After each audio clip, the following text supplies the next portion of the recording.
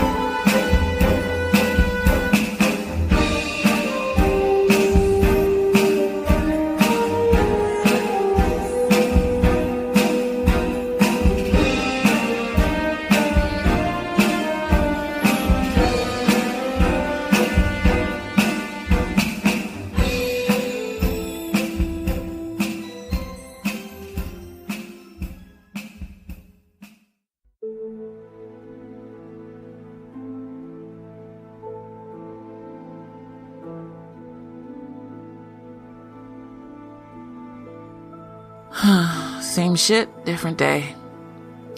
I know neither Jake nor I ever said this to each other, and I know he was pretty much on cloud 9 after finding Ostium, after he got to go through doors and visit other worlds.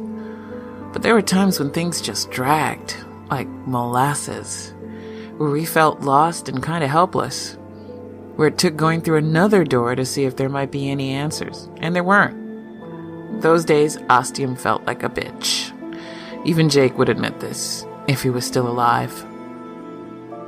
And now, I think every day's gonna feel like this. Worse. Because I can't go through any of those doors. I'm just fucked. Pure and simple. And I've got fuck all else to do but drink tea and pour out my fucking sorry soul. So, where did we leave off?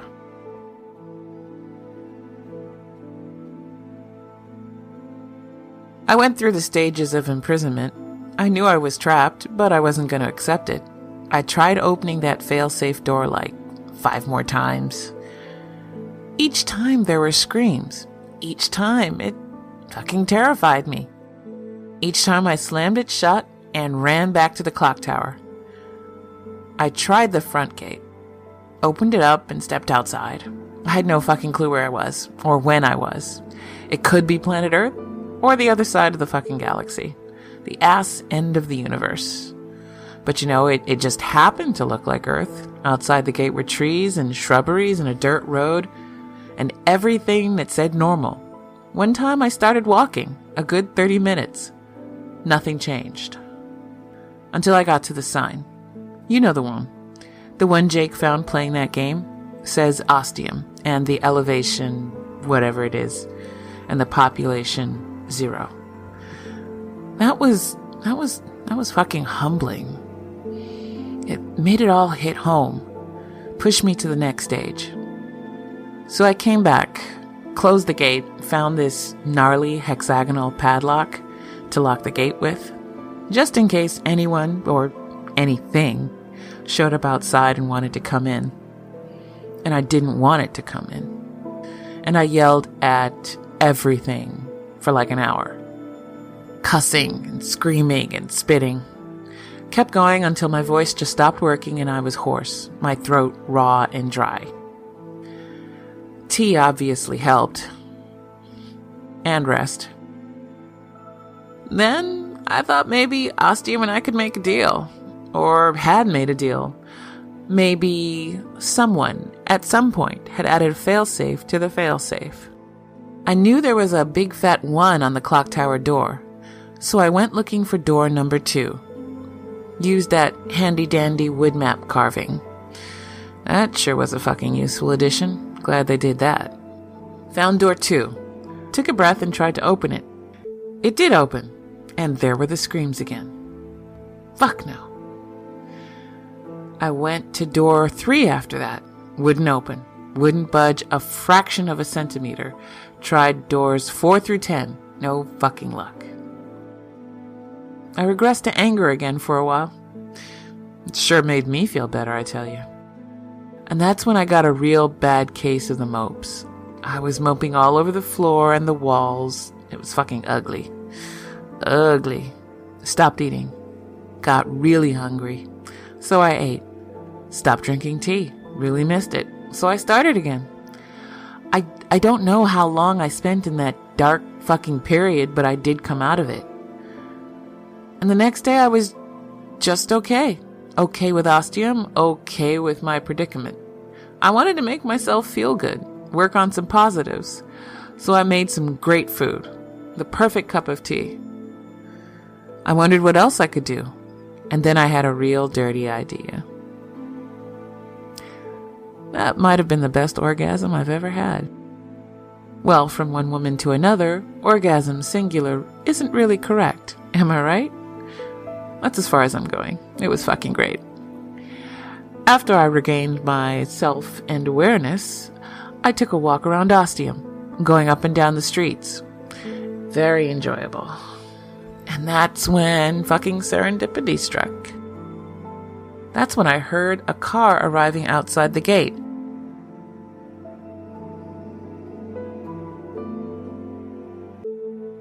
I was never in the military. Let's make that clear, right fucking now. All that jargon and shit was a smokescreen. A good one, I might add. Jake bought it, hook, line, and sinker. And you know what? I just got what that expression means. That's pretty damn funny and exact. However, when you become a viable and valid member of the Ostium Network, you don't just get to waltz in and do your thing. There's training, it's mandatory, and it's rigorous. And I went through the whole fucking thing. And scored really well. Like one of the best in a long time. Ergo, while the military stuff was all smoke and mirrors, I was also pulling from a wealth of similar experience. So when I heard that car, I reacted on instinct. I wasn't at the gate, but I was close by. I moved into position with light footsteps. Imagined myself as a ballerina. It actually does help. And totally works. I was by the left side of the gate, behind part of the wall, hidden from anything or anyone looking in from the outside. But with how I was peeking, I could see when needed. The old Volkswagen Beetle was a vehicle I'd soon become very familiar with. I watched the guy I'd learned was named Jake Fisher get out and walk up to the gates. His face was awestruck. He looked kind of tired. He'd been driving for a long time. Probably drank a ton of coffee. This was before his high tea times, after all. But he also looked so excited. Like that other old saying, a goddamn kid in a goddamn candy store. I might be paraphrasing a bit. He looked at the lock on the gate, cute frown line forming on his forehead. Yep, hexagonal was kinda weird, but it was ordained as the ubiquitous shape for the Ostium Network. Something to do with symmetry and balance and a bunch of math that don't mean shit to me. But not obsessive. Not like fucking Battlestar Galactica with the stupid octagonal paper. The fuck was that about? Oh, and I'll get to my background eventually and why I know weird shit like BSG factoids. Jake got back in his car, turned around and left. I knew he'd be back, probably the following day.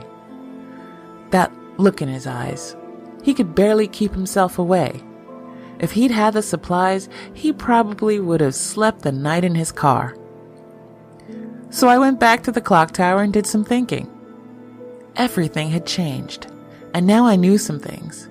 Complete change to a few days ago when it seemed like it was the end of everything. I knew Ostium, this fabricated town I'd helped invent and create, was somewhere. But as I said before, it could have been anywhere. It could have been somewhere where there were no people, and I think that would have been the end of it for me. But seeing Jake made it better. So much better. It gave me something I hadn't had at almost any moment I'd been here. Hope. He was human. He was normal looking. He breathed oxygen. Plus, he was cute to boot. So a lot of check marks in the win column there. What it would mean for me and for Ostium once Jake got inside, I had no clue. For all I knew, he could come in and hit the exact same roadblocks I did. Discover the not at all fun of the Banshee doors. But even if that were the case, I now had an out, an escape. I wasn't fucking trapped here. Even if I was stuck in the 1940s, for example, it would be bad. Really fucking bad. I've read the history. As a black woman, I don't even like to try and think about it. But still, it would be something not Ostium. Though, with what Jake was wearing, I wasn't thinking 1940s for a second. But you get the point. I realized I had to let him in, give him a chance and see what he'd get up to. So that night, I took the lock off the gate. I also thought about whether I'd need the gun at all. At that moment, it was in its secret place. The next day, Jake stepped into Ostium for the first time. I didn't feel anything change. Nothing felt different. But at some fundamental level, something must have happened, right? Because this was the Jake who's had a connection to every door we've ever been through in Ostium. There must have been something going on. But from my perspective, with my experience of Ostium, I noticed absolutely nothing. I was ready for him, just as I was yesterday, day one, and have been ever since. Except for that last meeting, when the other him surprised me. Didn't see that one coming. But, as the man of the hour would say, I'm getting way ahead of myself. I was ready when he pulled up outside. The lock was off the gate and everything else was set. He'd have no problems getting in. I needed him to get in. I didn't want him having problems getting back in his car and going all the way home. I jogged back to the clock tower and went into the bathroom. I crouched down and drew a circle on a tile behind the sink. The tile popped out of the wall, revealing the hidden space. I retrieved the gun and put the tile back where it was. This had also been my idea. I didn't know I'd be using this hidey hole for a gun. I just knew there needed to be one in the clock tower. Thank you, past Monica, for thinking of this, because future Monica was going to need this place to hide the gun, and a certain pair of special gloves from future Jake. Then I waited. I'd closed the bedroom door. The bathroom door was open, and that's where I was waiting. If he came this far, I was going to need to subdue him. But something told me I'd be okay.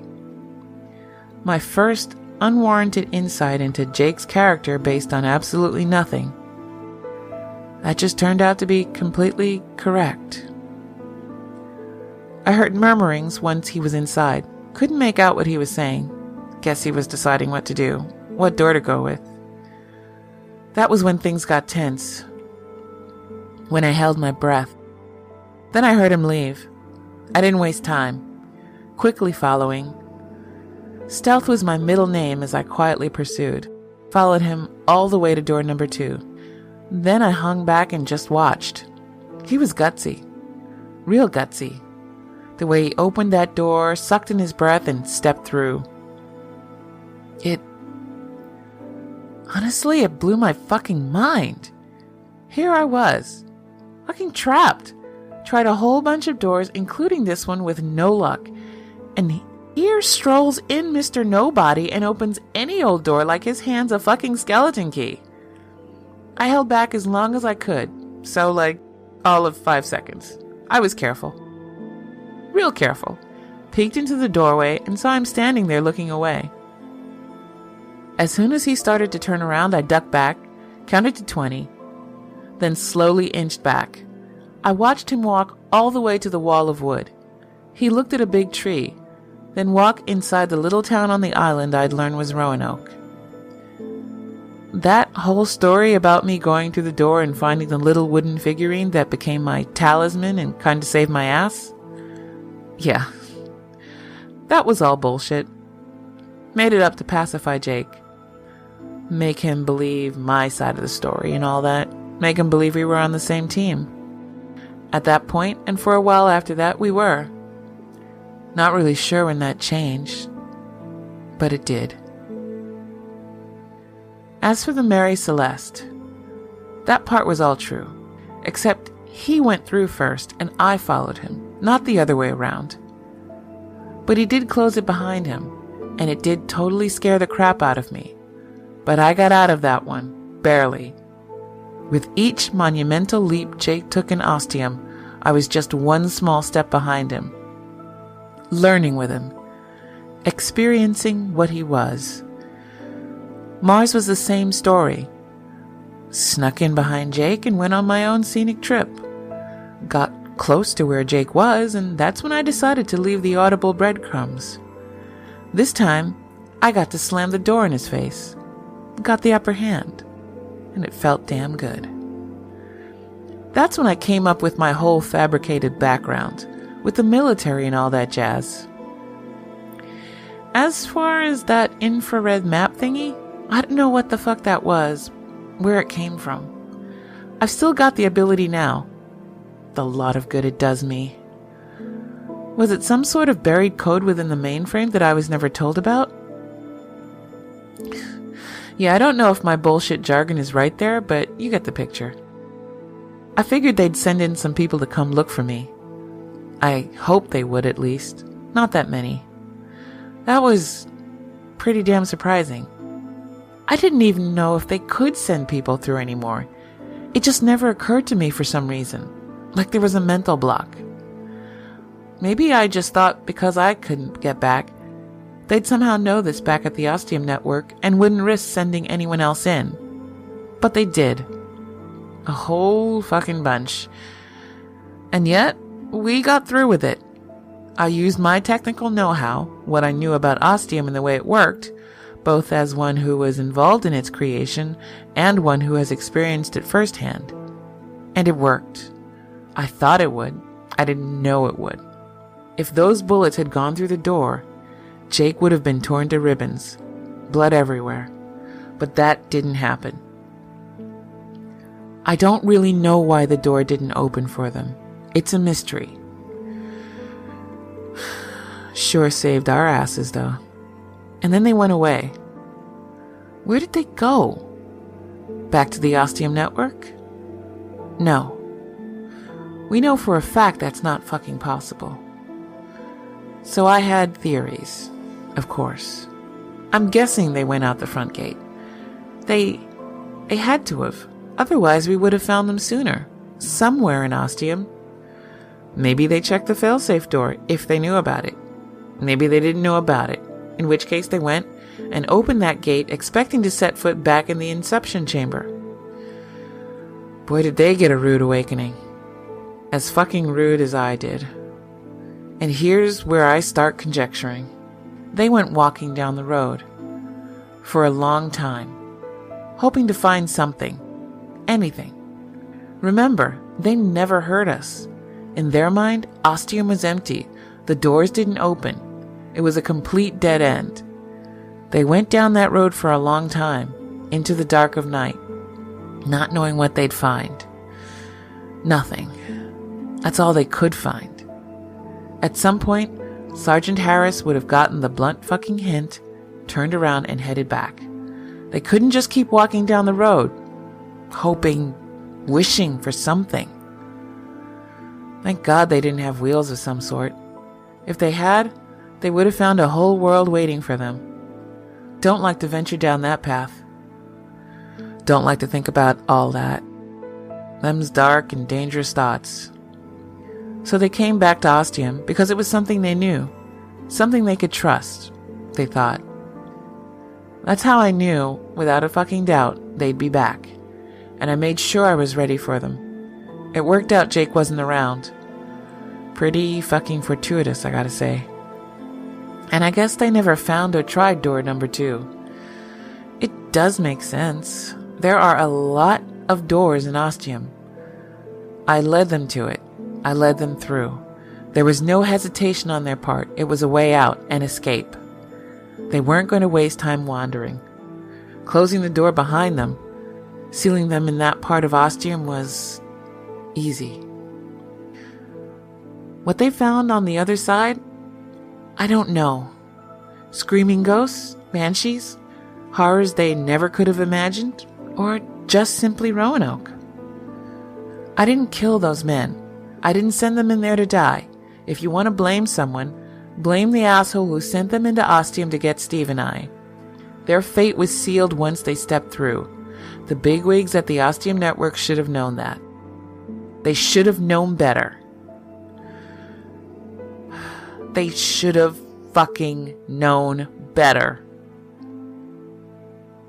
I've gotten the message loud and clear from Jake. According to him, I was to blame for what I did, for what happened to them. But I don't accept that. I won't accept that. They made many wrong choices along the way, them and their superiors. How many fucking doors have Jake and I gone through? How many times have we fucking died? Yeah, it's come close, but we've survived. Those men were trained for the extreme. If they couldn't hack it, they never deserved to be in the positions they were in the first place. I still don't fucking know how any of them died.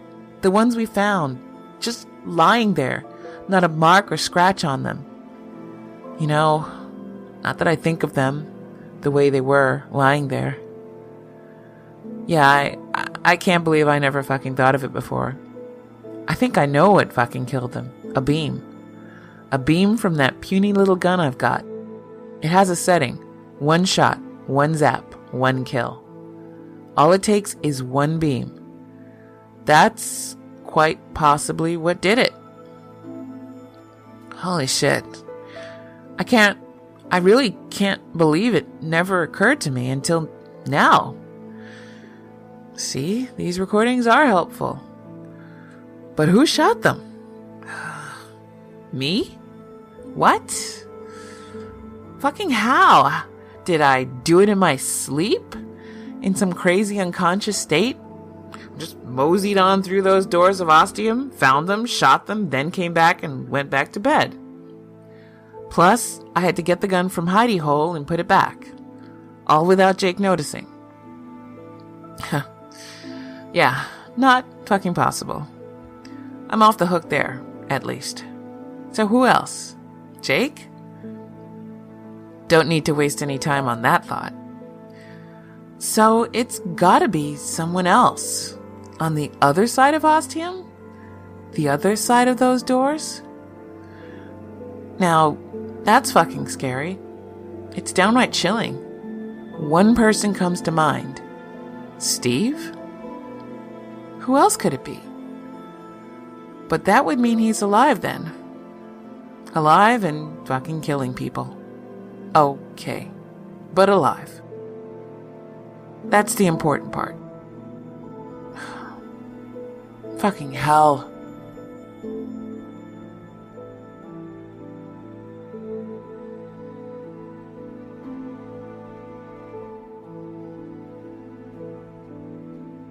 I gave door 4 another try because of what happened.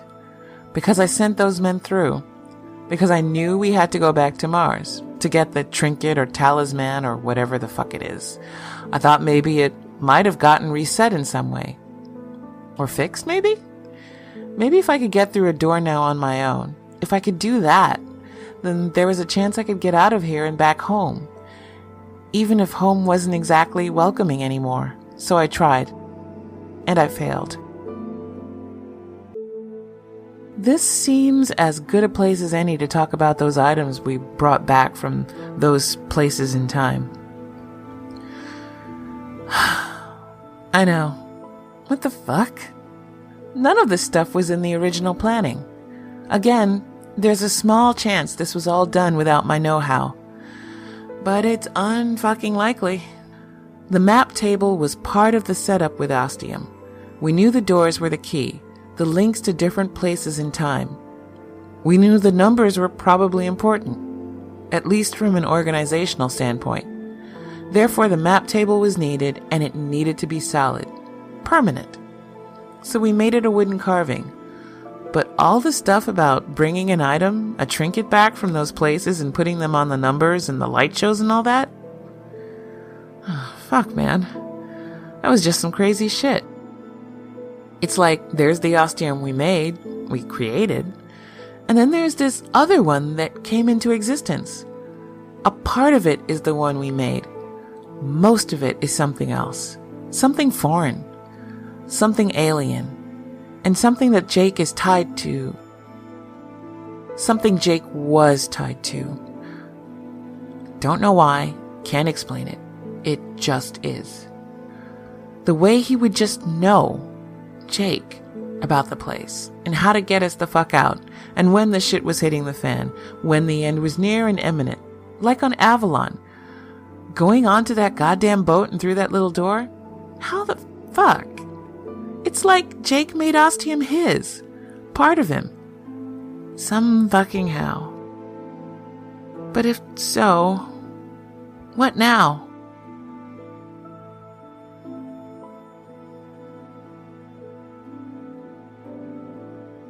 The earthquake really fucked with me. I've never been in one before.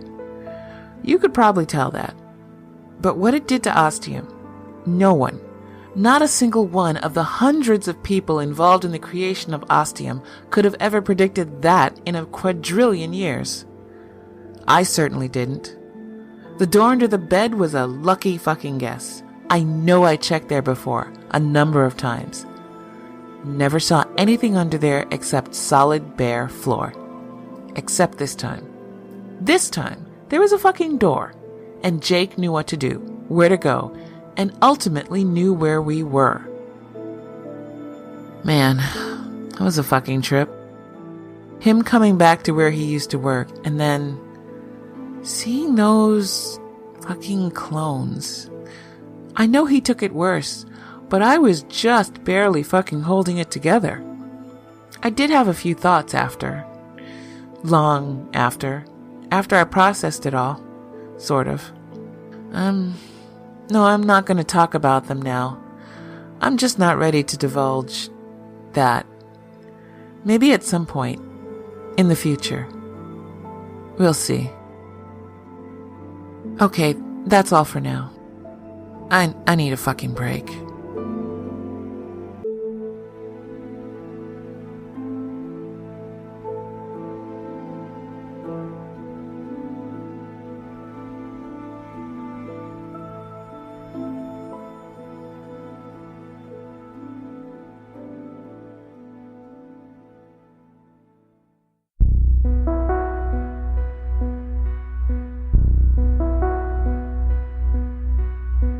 This episode was written and produced by Alexei Telander. The voice of Monica is performed by Georgia Mckenzie. The music was composed by Chris Fletcher. Drumming for the theme song was performed by my brother, Dan Telander, at the Bakermoon Studios in Berlin. If you enjoyed it, you can hear more of Dan's drumming with the band Modern Earl. Any sound effects used are courtesy of the amazing people at freesound.org.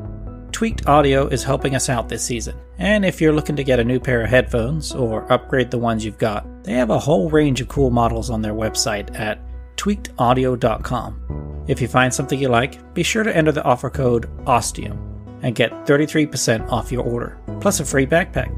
So that's tweakedaudio.com, offer code OSTIUM. For a transcript of this episode and lots of other info on everything Ostium, check out ostiumpodcast.com. You can find us on Twitter, Facebook, and Instagram. Just search for Ostium Podcast. We also have a store on TeePublic. If you enjoy the show and would like to support us, please consider joining our Patreon where you can get some neat rewards and support a good show. You can also leave Ostium a review on iTunes. And be sure to let us know, and we'll send you a free sticker as a token of our appreciation. Thanks so much for listening. We really appreciate it.